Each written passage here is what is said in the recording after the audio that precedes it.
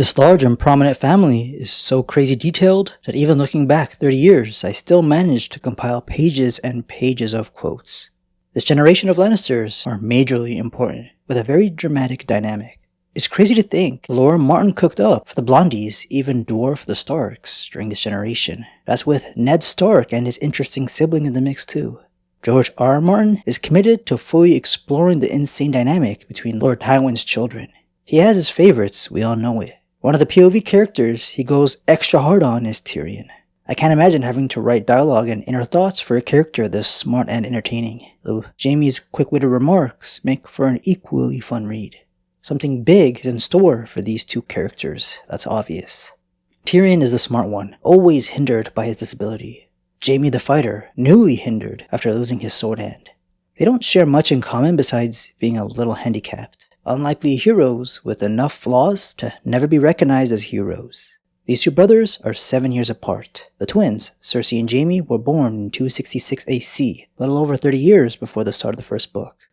Tywin, who had been running the realm as the Mad King's hand, took some time off his busy schedule to be with his very pregnant wife Joanna Lannister at their famous house's castle called Casterly Rock. His first cousin Joanna, gross I know, was not permitted to stay at the capital with her husband after the Mad King began obsessing over her. He was lusty, but mostly got a kick out of embarrassing and pissing off Tywin. But for a short while after the twins' birth, they were a happy little family. The Lannisters claimed Joanna was the best part of Tywin, making him capable of smiling. But soon, Tywin was off back to the Red Keep, else the Seven Kingdoms would fall apart. Oh, he was also the new Lord of Casterly Rock, making him the Warden of the West, the top of his usual decision-making. Tywin never really raised his own children, just had high expectations and a judgmental glare. The twins had plenty of family to fill the void of a missing father. Tywin's 4 siblings were about the castle, though Tywin did visit plenty, I'm sure. He was madly in love with his cousin wife, plus Joanna had to get pregnant again with Tyrion somehow, right? Just before Tyrion was born, in 273 AC, Lady Joanna's servant caught Jaime and Cersei together, engaged in some kind of sexual activity, following their parents' footsteps in some incest. But this was far more taboo in this primitive setting. Joanna sent the maid away, moved Jaime's chamber to the other side of Casterly Rock, and put a guard outside Cersei's chamber. She then warned her twins that they must never do such a thing again, or else she would be forced to tell their father. All this drama was quelled by the birth of Tyrion. Joanna died after the labor. Neighboring kingdoms outside the westerlands whispered of the monster that had been born to the hand and what such an omen might foretell for the realm. Famine, plague, and war, no doubt. Tyrion gave a sour smile when Oberyn Martell gave the dwarf some info on this time period. It's always famine, plague, and war. Oh, and winter, and the long night that never ends. All that, said Prince Oberyn, and your father's fall as well. Lord Tywin had made himself greater than King Aerys, I heard one begging brother preach, but only a god is meant to stand above a king. You were his curse, a punishment sent by the gods to teach him that he was no better than any other man. I try, but he refuses to learn, Tyrion gave a sigh. But do go on, I pray you. I love a good tale, and well you might, since you were set to have one. A stiff, curly tail like a swine's. Your head was monstrous huge, we heard. Half again the size of your body, and you had been born with thick black hair and a beard besides. An evil eye and lion's claws. Your teeth were so long you could not close your mouth, and between your legs were a girl's privates as well as a boy's. Life would be much simpler if men could fuck themselves, don't you agree? And I can think of a few times when claws and teeth might have proved useful. Even so, I begin to see the nature of your complaint. Bronn gave out a chuckle, but Oberyn only smiled. We might never have seen you at all but for your sweet sister. You were never seen at the table or hall, though sometimes at night we could hear a baby howling down in the depths of the rock. You did have a monstrous great voice, I must grant you that. You would wail for hours and nothing would quiet you but a woman's teat. Still true, as it happens. You were speaking of my sister. Cersei promised Elia to show you to us, the day we were to set sail whilst my mother and your father were closeted together. She took Jaime and took us down to your nursery. Your wet nurse tried to send us off, but your sister was having none of that. He's mine, she said, and you're just a milk cow. You can't tell me what to do. Be quiet or I'll have my father cut out your tongue. A cow doesn't need a tongue, only udders. Her grace learned charm at an early age, said Tyrion, amused by the notion of his sister claiming him as hers. She's never been in any rush to claim me since, the gods know. Cersei even undid your swaddling clothes to give us a better look, the Dornish prince continued. You did have an evil eye, and some black fuzz on your scalp, Perhaps your head was larger than most, but there was no tail, no beard, neither teeth nor claws, and nothing between your legs but a tiny pink cock. After all the wonderful whispers, Lord Tywin's doom turned out to be just a hideous red infant with stunted legs. Elia even made the noise young girls make at the sight of infants. I'm sure you've heard it. The same noise they make over cute kittens and playful puppies. I believe she wanted to nurse you herself, ugly as you were. When I commented that you seemed a poor sort of monster, your sister said, "He killed my mother," and twisted your little cock so hard, I thought she was to pull it off.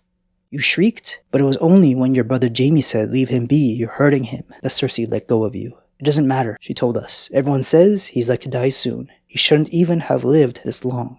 While Tywin and Cersei immediately hated the newborn, blaming him for Joanna's death and the thought of having a dwarf in the family bringing ridicule, Jaime had love for his little brother from the very start. Cersei had her puppet strings around her twin early on though. She was the bossy type and believed being born seconds earlier made her the big sister. But her hate never influenced how he felt about baby Tyrion. A very early hint in the first book that he did have some redeemable qualities, and wasn't the villain that Cersei and Joffrey were. Characters like Varys find it surprising Jaime could love Tyrion, saying he has a queer affection for his brother, like it's shocking to care for your baby brother. But now, the three kids had no parents raising them. After Joanna's passing, Tywin remained at court. The children were mainly raised by servants and Tywin's younger sister, Jenna Lannister, who was almost as sharp and fierce as her big brother, who she has a lot of love for despite him being ice cold since Joanna's death. Tywin's three brothers and sister Jenna were all actually quite good to Tyrion. It was just everyone else who wasn't. Growing up in the Rock, Jaime and Tyrion shared a favorite uncle, Tywin's youngest brother, Tyrion. He was far less serious than the rest of his siblings. Tywin's strict nature left his kids having little to no love for their father. Just after Tywin's death, Jaime reunites with his Aunt Jenna, and she says to him, "I'm so sorry for your loss." Jaime replies, "I had a new hand made of gold." She says, "Very nice. Would they make you a gold father too?" "Tywin was the loss I meant." Jaime kissed her cheek. "He left a son."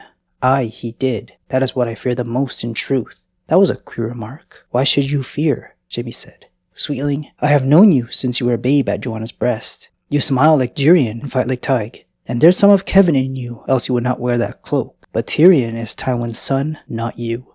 I said so once to your father's face, and he would not speak to me for half a year. Men are such thundering great fools. Even the sword who come along once in 1,000 years. All of Jaime's self-worth was centered around his fighting prowess as a swordsman. Thinking Jenna was talking about his missing hand wasn't any narcissism. He just didn't care for Tywin. He saw how cruel he was to Tyrion for 27 years. But even then, Jaime wasn't around much either at Casterly Rock. He was sent away at the age of 11, leaving Tyrion when the little imp was 4. Jaime was sent to squire for Lord Summer Crakehall, a vassal lord of Tywins in the Westerlands, a family known for their strength. Tywin suggested to King Aerys that Jaime could squire for Rhaegar. The Mad King refused. With a big brother gone, the bullies were sure to do what they always do. Cersei always looked at Tyrion with a face of distaste. This enabled, even influenced others at their castle to bully him. Jaime wasn't around much to put an end to it.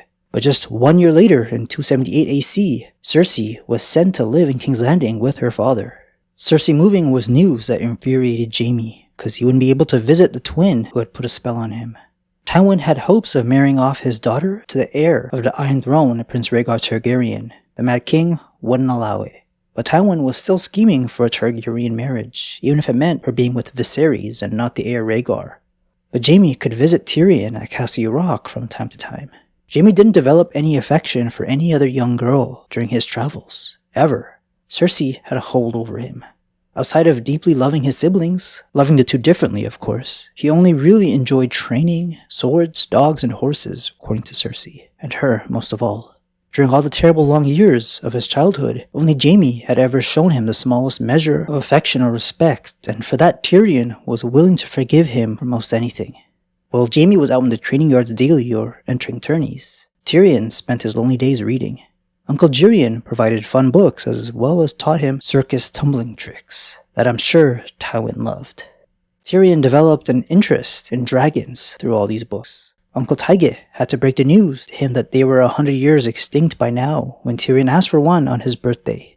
Tyrion had some basic training done in the yards, but I'm sure he didn't keep up with it due to the bullying from the boys his age. Tyrion must have prayed for his brother's return every night. Jaime is known to be very anti-bullying, a hero in the making. He dreamt of glory and honor. He made sure to put down a bigger teen related to the Craycalls when that bully tried to mess with Jaime and the other squires.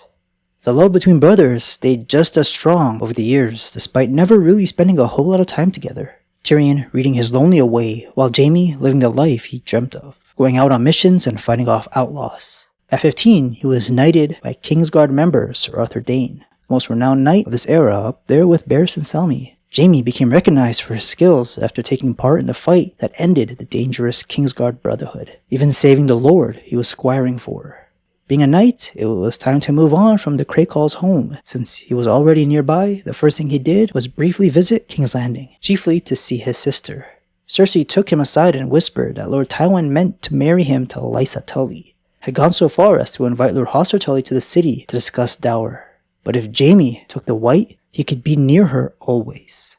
Old Sir Harlan Grandison had died in his sleep, as was only appropriate for one whose sigil was a sleeping lion.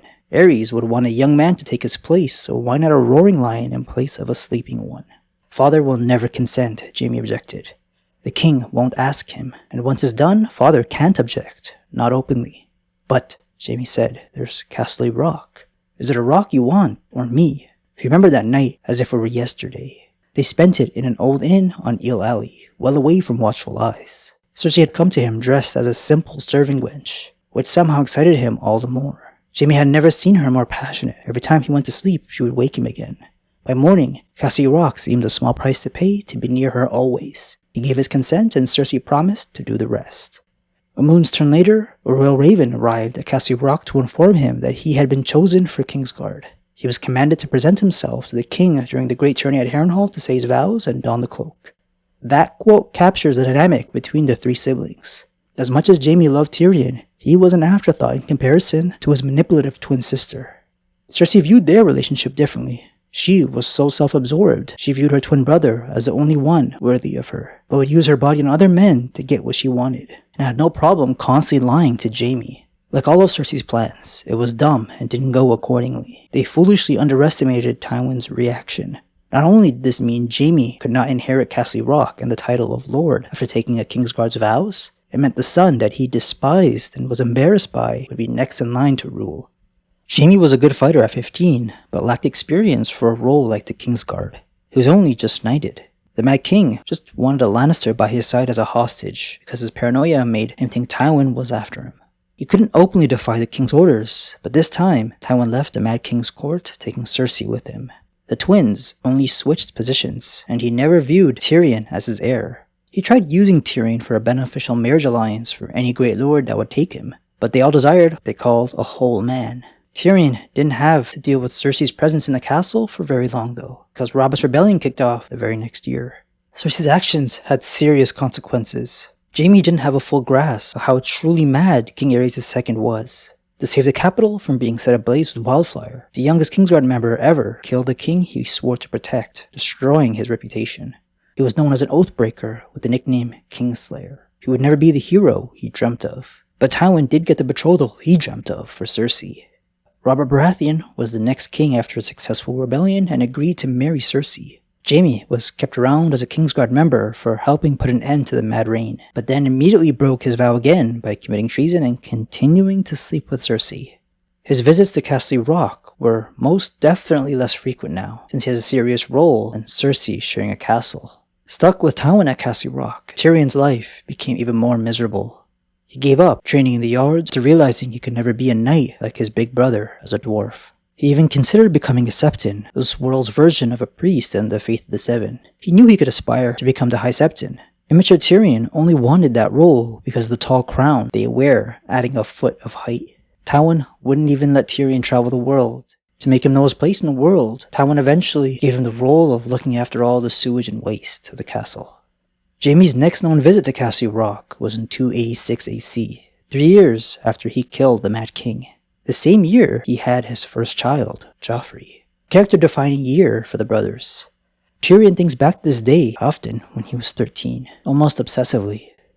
The first girl I ever bedded used to sing, and I've never been able to put it out of my head. Tyrion gazed up at the sky. It was a clear, cold night, and the stars shone down upon the mountains as bright and merciless as truth. I met her on a night like this, he heard himself saying. Jaime and I were riding back from Lannisport when we heard a scream, and she came running out into the road with 2 men dogging her heels, shouting threats. My brother unsheathed his sword and went after them, while I dismounted to protect the girl. She was scarcely a year older than I was, dark-haired, slender, with a face that would break your heart, certainly broke mine.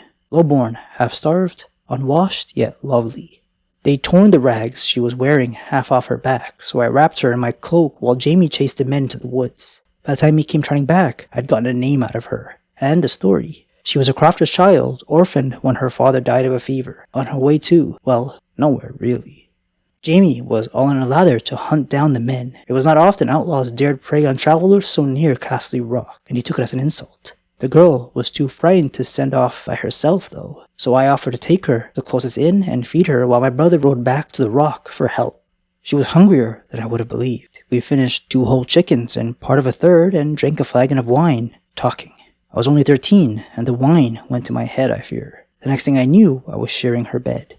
If she was shy, I was shyer. I'll never know where I found the courage when I broke her maidenhood. She wept, but afterwards she kissed me and sang her little song, and by morning I was in love. You, Bronn's voice amused. Absurd, isn't it? Tyrion began to whistle the song again. I married her, he finally admitted. A Lannister of Casterly Rock wed to a crofter's daughter, Bronn said. How did you manage that? Oh, you'd be astonished at what a boy can make of a few lies, 50 pieces of silver, and a drunken septon. I dared not bring my bride home to Casterly Rock, so I set her up in a cottage of her own, and for a fortnight we played at being man and wife. And then the septon sobered and confessed all to my lord father. Tyrion was surprised at how desolate it made him feel to say it, even after all these years. Perhaps he was just tired. That was the end of our marriage. He sat up and stared at the dying fire. He sent the girl away. He did better than that, Tyrion said. First, he made my brother tell me the truth. The girl was a whore, you see. Jaime arranged the whole affair. The road, the outlaws, all of it. He thought it was time I had a woman. He paid double for a maiden, knowing it would be my first. After Jaime had made his confession, to drive home the lesson, Lord Tywin brought my wife in and gave her to his guards. They paid her, fair enough, a silver for each man. How many whores command that high of a price? He sat me down in the corner of the barracks and made me watch. And at the end of it, she had so many silvers, the coins were slipping through her fingers and rolling on the floor. The smoke was stinging his eyes. Tyrion cleared his throat and turned away from the fire. Lord Tywin had me go last, he said in a quiet voice. And he gave me a gold coin to pay her, because I was a Lannister and worth more. 13 or 30 or 3, I would have killed the man who did that to me. Tyrion swung around to face him. You may get that chance one day. Remember what I told you. A Lannister always pays his debts, he yawned. At the end of the 3rd book, Jaime reunited with Tyrion by breaking him out of his cell after he was framed for Joffrey's death. What went down in the Storm of Swords is very different than what we saw in Game of Thrones. That was all happy, wholesome hugging between brothers. Jaime confesses Tysha was not a whore he hired for him to become a man in the books. Their love was real. Everything that went down was real. Tywin ordered Jaime to tell this lie, and he just did it. This whole time, Jaime believed Tyrion only loved him for the lie he told. Tyrion always loved his brother, however. In fact, the lie was the root of his worst trauma, made him a whoring alcoholic with no self-worth, believing no one could ever love him back. This confession leads to the murder of Tywin and seemingly the end the brothers have for each other. Over the decades since the Tysha situation, stupid Jaime still hasn't considered maybe he just liked his brother. Tyrion, in an act of vengeance, tells Jaime that Cersei has been unfaithful behind his back, saying she's been fucking Lancel and Osmond Kettleback and probably Moonboy for all I know. That's a reoccurring quote in Jaime's head from then on. And to hurt Jaime further, Tyrion says that he in fact poisoned Joffrey, which he didn't. Tyrion and Jaime's current relationship status is in limbo, with both very occupied in different corners of the world. I wouldn't say Tyrion hates Jaime, or Jaime hates Tyrion. His mind just won't stop thinking about Tysha now, and where she's been this whole time. This sharp-tongued duo can still have a nice comeback in the last book, even if Jaime never leaves Cersei's side. Jaime still doesn't quite understand the imp. He also thought Tyrion was never capable of violence against his own, no matter how cruel they were to him. He jokingly questions his loyalty, but never thought he would kill Tywin. Tywin, Cersei, and even Kevin Lannister now were not just being cruel. They were conspiring to have Tyrion beheaded. Jaime's slowly learning though. Men laughed at him after some witnessed Jaime crying during those rough few days following his hand being cut off. He was a victim for the first time. Being labeled the Kingslayer hurt him mentally, but losing his hand killed the ego and opened his eyes. The dynamic between brothers will never be what it was at Castle Rock, but it'll be a nice read seeing our Lannister duo rebuild relations. Thanks for watching, guys.